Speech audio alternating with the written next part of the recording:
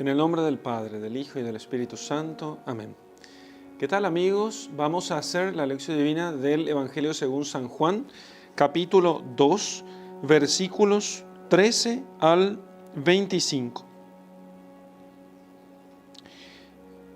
Es el Evangelio de la expulsión de los mercaderes del templo. La Pascua de los judíos estaba próxima y Jesús subió a Jerusalén. En el templo encontró a los mercaderes de bueyes, de ovejas y de palomas y a los cambistas sentados a sus mesas. Y haciendo un azote de cuerdas, arrojó del templo a todos con las ovejas y los bueyes. Desparramó las monedas de los cambistas y volcó sus mesas. Y a los vendedores de palomas les dijo: «Quitad esto de aquí. No hagáis de la casa de mi Padre un mercado». Y sus discípulos se acordaron de que está escrito: «El celo de tu casa me devora».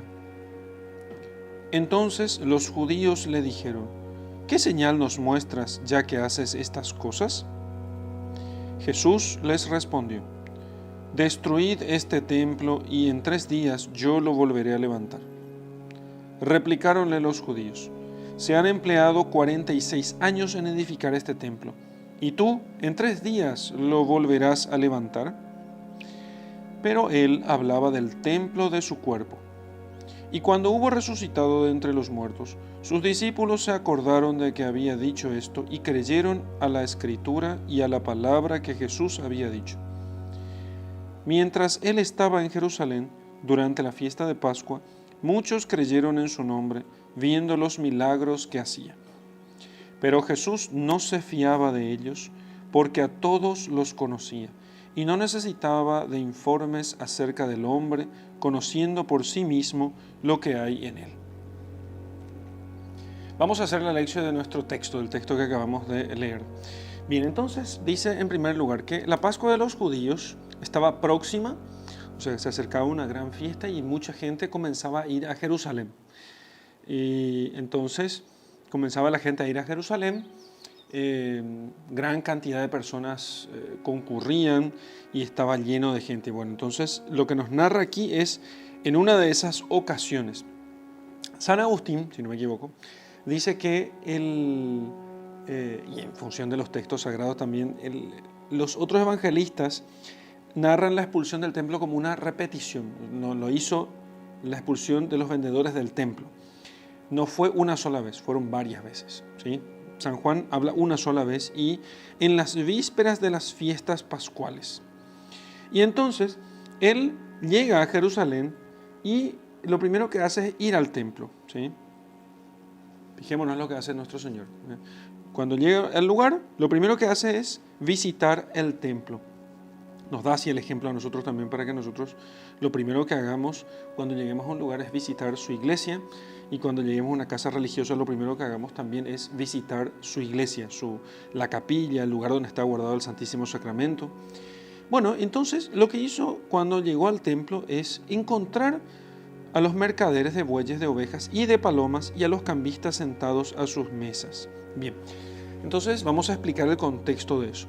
¿Acaso nunca los encontró? Sí, claro que siempre los encontró. Por eso hemos dicho que se ha repetido esto más de una vez. ¿Cuántas? No lo sabemos, pero más de una vez expulsó a vendedores y cambistas del templo.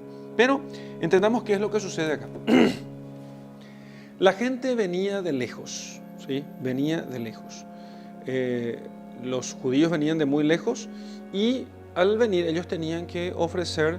Ellos venían para ofrecer algún sacrificio a Dios. Claro, el que ofrece el sacrificio es el sacerdote, pero entonces lo que hacían los judíos era entregar, ellos lo que podían hacer es pedir al sacerdote que ofreciera un sacrificio de bueyes, de ovejas o de palomas, dependiendo de las posibilidades que cada uno tenía. Los más pobres podían ofrecer por lo menos unas palomas, como ofreció San José y la Virgen María cuando presentaron a Jesús en el templo y en la purificación de María, 2 pichones de paloma o 2 tórtolas. Entonces, solo que la gente que venía de lejos no podía venir trayendo sus animales, ¿sí? les costaba y cosas por el estilo. Entonces, lo que se había desarrollado alrededor de este tema es que, ya que no podían traer las personas sus animales para ofrecer en sacrificio, un sacrificio de animales que Dios había permitido, porque era aún un pueblo muy carnal. Entonces Dios permitió el sacrificio de animales para que no terminen adorando a los ídolos, y como todos los demás pueblos también ofrecían sacrificios de animales, entonces Dios les permitió el sacrificio de animales, el sacrificio sangriento o cruento, que después sería figura también del sacrificio de Jesucristo. Entonces ellos, para no traer sus animales, ellos venían y podían entonces comprar esos animales allí. ¿Y los cambistas para qué? Bueno, muy simple, porque había gente que venía de otros países, judíos que venían de otros países, y entonces venían, cambiaban su dinero, y con el dinero cambiado entonces podían allí comprar esos animales para el sacrificio. Y entonces allí estaban los mercaderes de bueyes, de ovejas y de palomas, ¿sí? Todo esto tiene también un símbolo, o sea, qué son los bueyes, qué son las ovejas y qué son las palomas. En la Escritura, las palomas, recordemos que simboliza el Espíritu Santo. Después vamos a meditar más sobre el tema. La paloma es símbolo del Espíritu Santo, docilidad, obediencia, fidelidad. La fidelidad es simbolizada por la paloma en el Cantar de los Cantares. La oveja es la mansedumbre, el seguimiento del maestro, mansedumbre, docilidad, caridad. Y los bueyes, ¿sí? Los bueyes, en cambio, son los que mugen, ¿eh? Los bueyes pueden, las vacas mugen, ¿sí? Entonces pueden mugir, ¿sí? También son grandes sacrificios, son animales grandes para el sacrificio, y entonces dicen algunos padres de la iglesia que representan a los apóstoles, ¿sí?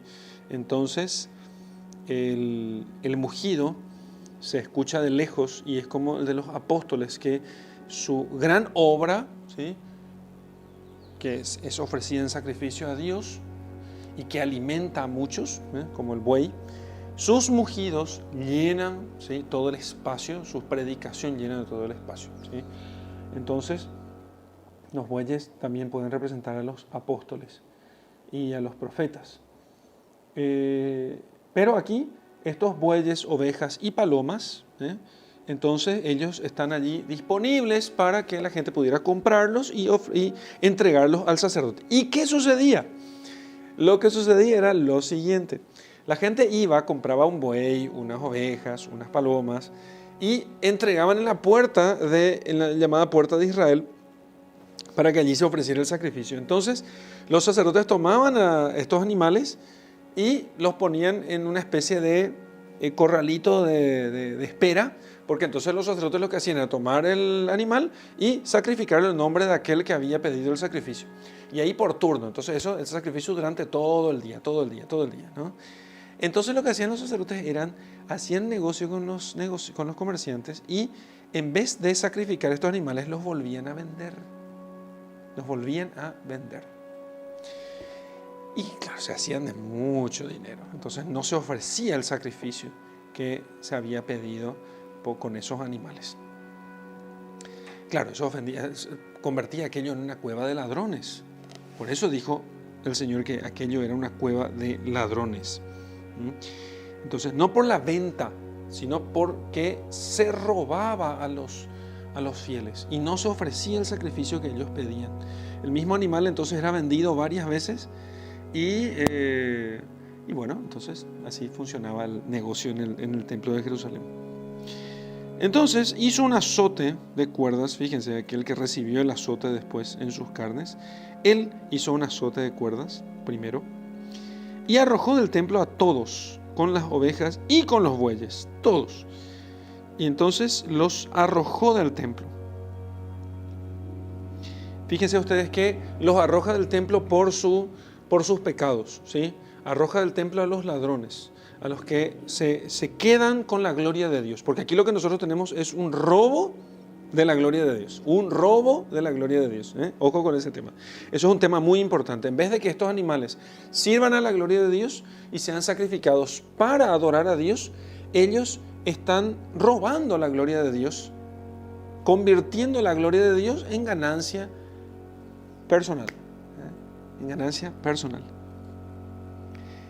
Y entonces, y a los vendedores de palomas les dijo, arrojó a todos del templo con las ovejas y los bueyes. Desparramó las ovejas de los cambistas, desparramó las monedas de los cambistas y volcó sus mesas. Y a todos los vendedores de palomas les dijo, quitad esto de aquí, no hagáis de la casa de mi padre un mercado. No hagáis de la casa de mi padre un mercado. No es que abrió las palomas y las dejó libres, ¿sí? Sino que expulsó a todos del templo. A los vendedores con sus ovejas y bueyes salieron corriendo, bueno, recuperó cada uno. Tampoco él los hizo perder, digamos, propiamente, pero volcó las mesas, desparramó sus monedas y no abrió las jaulas de las palomas, sino que dijo, quitad esto de aquí. Y no hagáis de la casa de mi padre un mercado. Fíjense cómo, y enseguida los discípulos se acordaron que está escrito, el celo de tu casa me devora.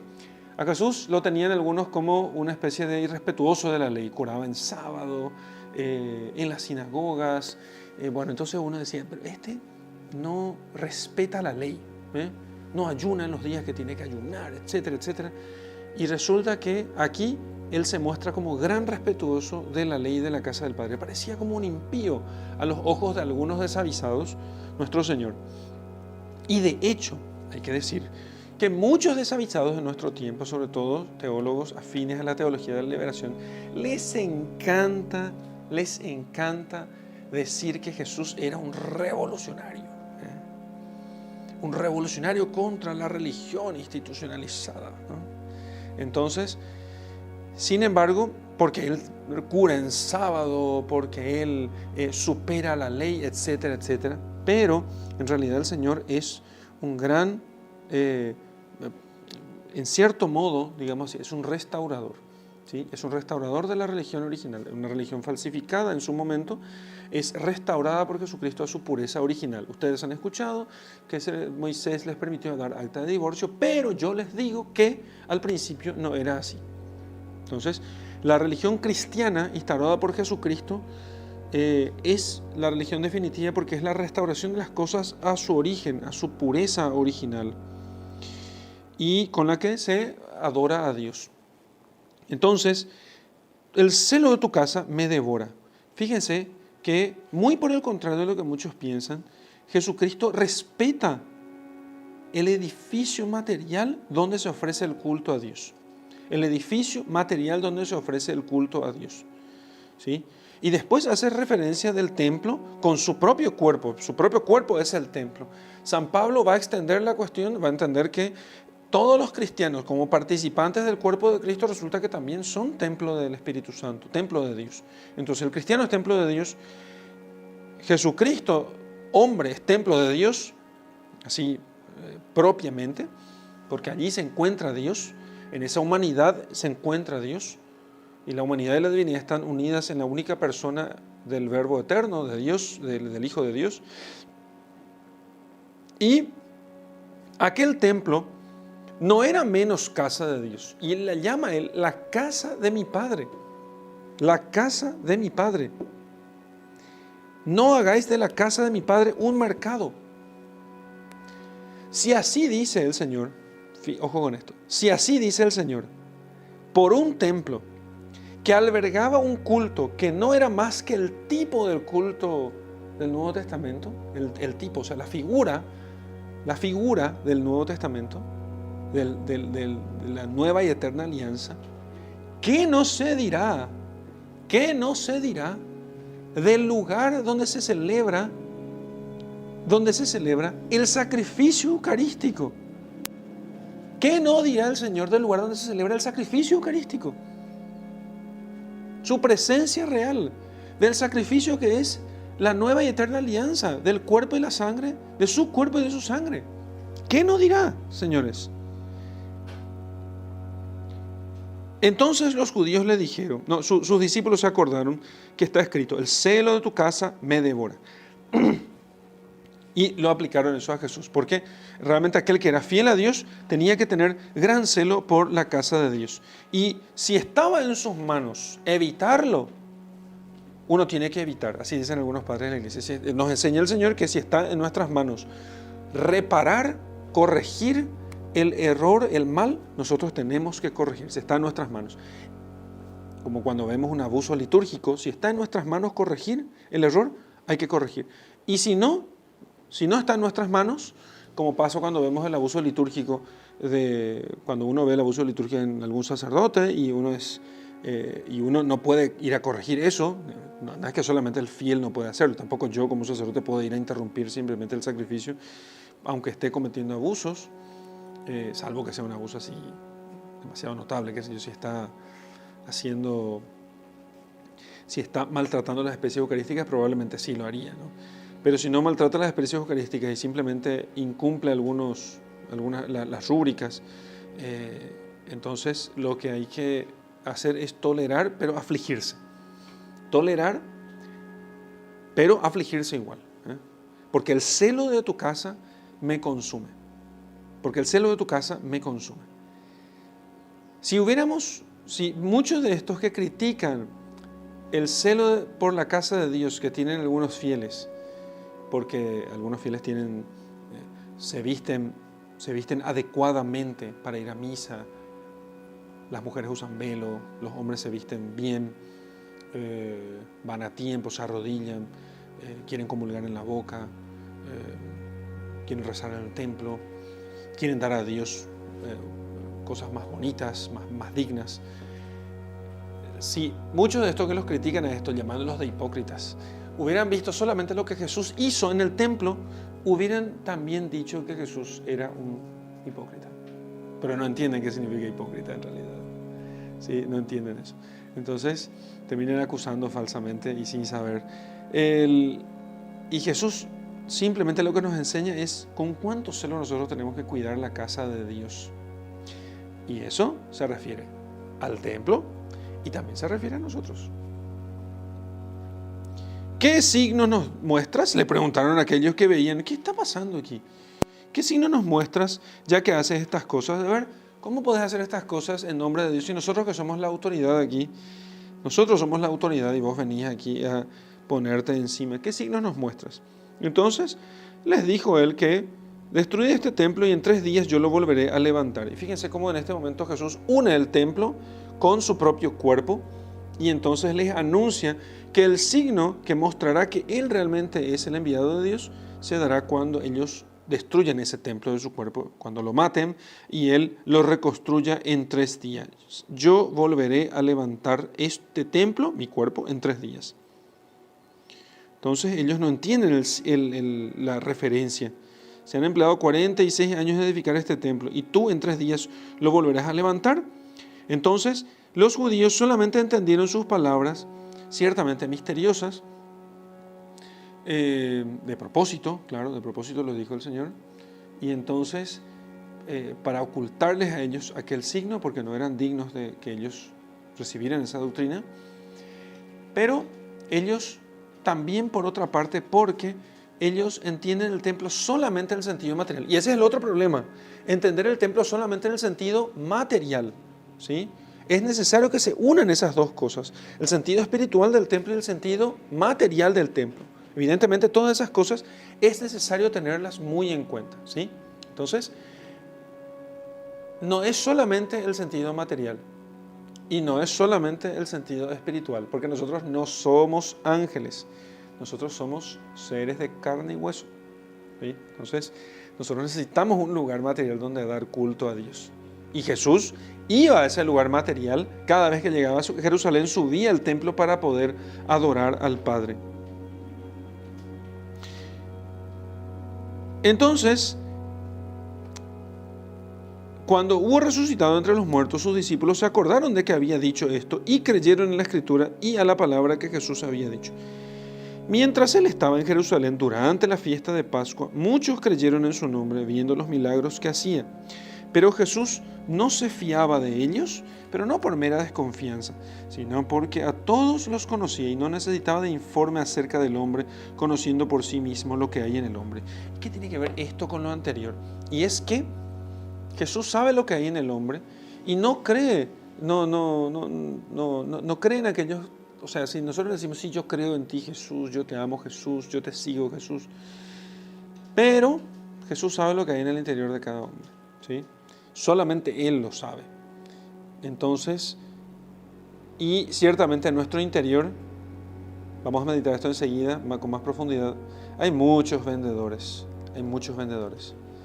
Y Él sabe, si le dejáramos entrar a nuestro interior, a este templo tan lleno de mercaderes y ladrones, entonces Él podría, expulsándolos, purificar nuestro templo y hacer de nuestra casa realmente una casa de oración.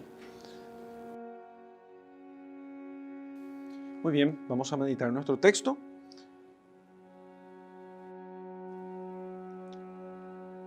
Y ver qué podemos quitar para nuestra vida de este texto, que es muchas cosas. Recordemos este tema, en primer lugar, sobre el templo. Empecemos por Cristo como templo. No, perdón, vamos a empezar por esto. Dios quiere vivir entre nosotros. Dios quiere vivir entre nosotros. De hecho, dice el Génesis que Dios se paseaba en el jardín del Edén a la hora de la brisa, o sea que Él era visible, ¿sí? Era visible para nuestros primeros padres y ellos tenían con Él un trato, digamos así, directo, cara a cara. Pero por culpa del pecado original, el hombre se ocultó por miedo a Dios y entonces el hombre ya no puede acceder, al ser expulsado del paraíso, el hombre ya no puede acceder a Dios y entonces, aunque Dios está, en Él vivimos, nos movemos y existimos, nosotros no podemos tener la experiencia de su presencia porque estamos como lejos de Él. Fíjense que el místico sí tiene experiencia de Dios. El que está en altos grados de oración o de vida espiritual, él se deja guiar por Dios y tiene una experiencia de Dios mucho más intensa. Entonces, en cambio, los pecadores no, porque los pecadores, aunque está el pecador y está el santo está cerca de Dios. El pecador, aunque esté al lado del santo, está lejos de Dios. Entonces, el templo, el lugar sagrado, empieza a ser desarrollado por el hombre como un lugar donde se encuentra él con Dios. Un lugar que está separado del mundo. ¿Por qué? Porque ya no es el mundo un lugar sagrado, sino que el mundo es un lugar donde domina el desorden. Y esto lo vieron todas las culturas antiguas. Domina el desorden, domina el mal, domina lo que los griegos llamaban la ibris. Entonces, donde la soberbia del hombre produce una especie de concatenación de males que solamente un hombre bueno, un hombre justo puede cortar.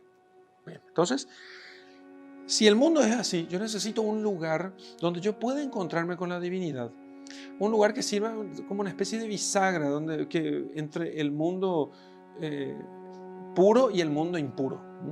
Y ese lugar bisagra de la realidad, de estos dos niveles de la realidad, porque no es que la realidad sea solamente el nivel material, que está bajo el dominio de administración del hombre, pero que ha caído en el pecado, y por eso esta realidad material, ¿por qué digo que la realidad material es del hombre y la realidad espiritual es de Dios? Y porque el cielo es de Dios y la tierra Él se la ha dado a los hombres, dice el Salmo. Entonces, esta realidad material bajo el dominio del hombre, mientras él no sea redimido del pecado, está dominada por el mal, por la mentira, por la ibris, por la soberbia, ¿sí? Por el alejamiento de Dios. Bien, entonces construyo un templo, primero pongo un sagrario, después pongo un lugar sagrado, un altar, un lugar sagrado, luego construyo un templo. Y entonces en este templo entran las personas que pueden tratar con Dios. Y entonces en los templos de la antigüedad, incluso en el templo de Israel, al templo propiamente, al templo de la presencia de Dios, solamente entran los sacerdotes. Fíjense que en el cristianismo eso cambia. Ahora en el templo sigue habiendo templos, pero ahora hay un pueblo sacerdotal y el pueblo entero entra al templo. Impresionante esto, ¿eh? Entonces el pueblo entra al templo. Ya no es que viene el feligres y le dice al sacerdote: mira, quiero que me ofrezca esta misa por fulano de tal y yo me quedo aquí afuera esperando. No, sino que el fiel entra también al templo. También él puede ofrecer el sacrificio con el sacerdote, con el ministro. Entonces, eso es lo que sucede aquí, ¿sí? Bien, así que ese templo es el lugar donde Dios habita. Todo esto son figuras de Jesucristo, porque Jesucristo es la humanidad, es un hombre en el que Dios habita, ¿sí? Y que además en Él habita la plenitud de la divinidad, o sea, Él es todo Dios. Y además tiene su morada entre nosotros, como dice el prólogo del Evangelio de San Juan. Su morada entre nosotros. Entonces,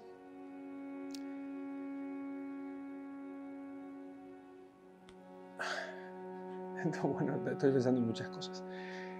Entonces Él pone su morada entre nosotros y Él hace coincidir esa idea del templo con su cuerpo.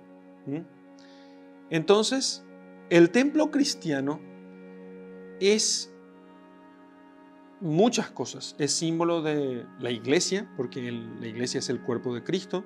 Por eso llamamos iglesia no solamente al templo, sino que también llamamos iglesia a la institución, a la iglesia, a la sociedad de los hijos de Dios. Entonces identificamos ambas cosas, pero la iglesia es la sociedad de los hijos de Dios que hacen parte del cuerpo de Cristo, ¿sí? Entonces, y el cuerpo de Cristo es justamente el templo donde habita Dios, de tal modo que allí donde hay un cristiano unido a la iglesia está Dios.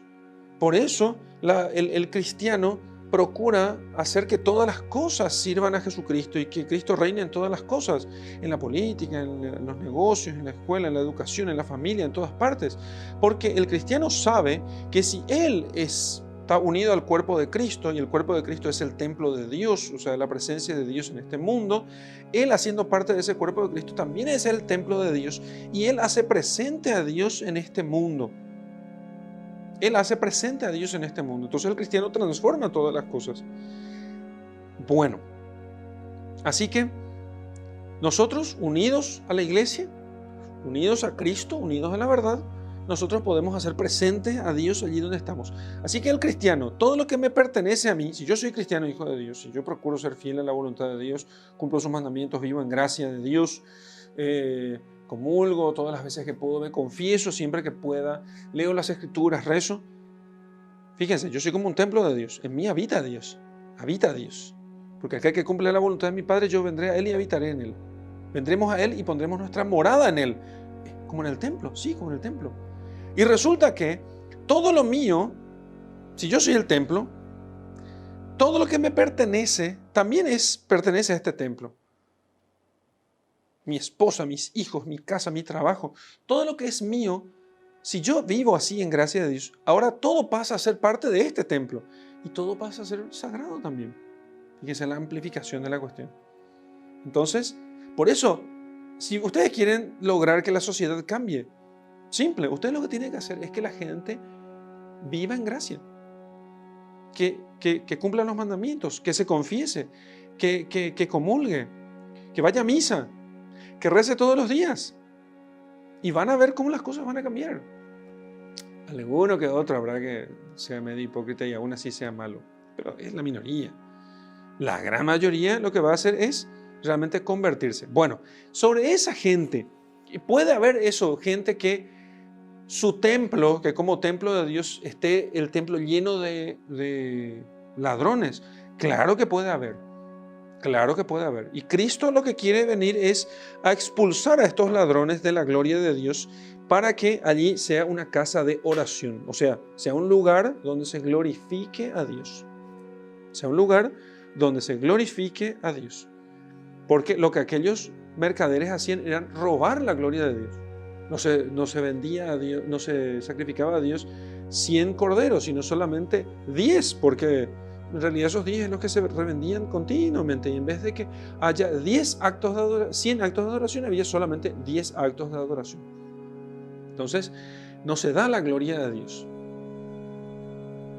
Así que, y lo hacemos nosotros cada vez que no cumplimos con nuestros deberes de Estado, cada vez que no hacemos oración, cada vez que nosotros no vamos a misa, cada vez que justificamos nuestras infidelidades a Dios con cualquier cosa, o que las cambiamos, que las vendemos. O sea, cada vez que nosotros dejamos de hacer aquello que glorifica a Dios por hacer cosas que nos glorifican a nosotros, entonces nosotros lo que hacemos es robar la gloria de Dios. Robar la gloria de Dios. ¿Sí? Fíjese, la oración, cada vez que nos hacemos oración, robamos la gloria de Dios. Porque ¿por qué no rezamos? Y no rezamos porque trabajo. ¿El trabajo es para quién? Y para mí. Pero si yo rezara y no trabajara, no me glorificaría a mí, glorificaría a Dios. ¿Y por qué no rezas? ¿Y por qué estaba viendo tele, estaba viendo una película? Y bueno, justamente, le quitaste la gloria de Dios para darle gloria al hombre. A vos, a tu ídolo, a tu película, a los actores, a quien sea. Robaste la gloria de Dios. Robaste la gloria de Dios. Entonces, vendiste al Espíritu Santo por unas cuantas monedas, como el caso de las palomas. Cuando renunciaste a la mansedumbre, a la caridad, como cuando se vendían las ovejas, cuando renunciaste a la palabra de los apóstoles y profetas, cuando dejaste de hacer oración, cuando dejaste de leer las escrituras y meditarlas, como cuando se vendían los bueyes, cuando dejaste de ir a misa, como cuando se vendían los bueyes y corderos. O como cuando, en general, cuando pecabas por quedar bien con los demás o por satisfacerte y perdías la gracia del Espíritu Santo, como cuando se vendían las palomas.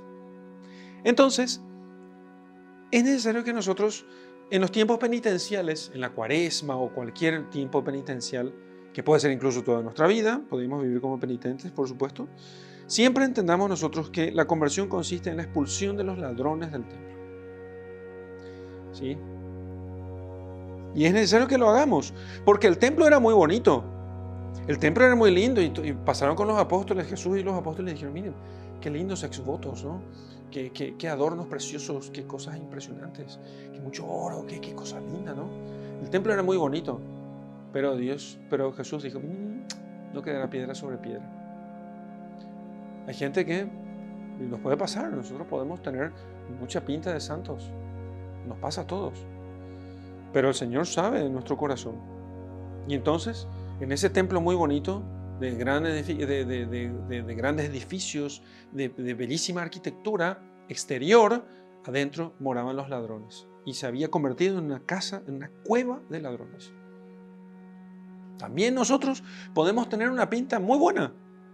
Y no estoy hablando de la gente que se va a la iglesia, porque es fácil siempre estar acusando, esa gente que se va a la iglesia tiene pinta de santos. No, estoy hablando también de aquellos que, lejos de Dios, piensan que ellos están muy limpios y que no tienen nada, que no deben nada a Dios.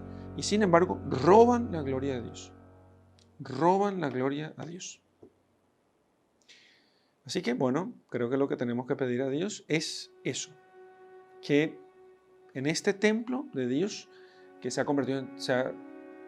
templo de Dios desde el día de nuestro bautismo, sean expulsados los ladrones de su gloria y que en Él, en nosotros solamente, que nosotros seamos verdadera casa de oración. Vamos a hacer oración entonces, pidiendo a Dios que nos conceda las gracias que necesitamos al terminar esta meditación.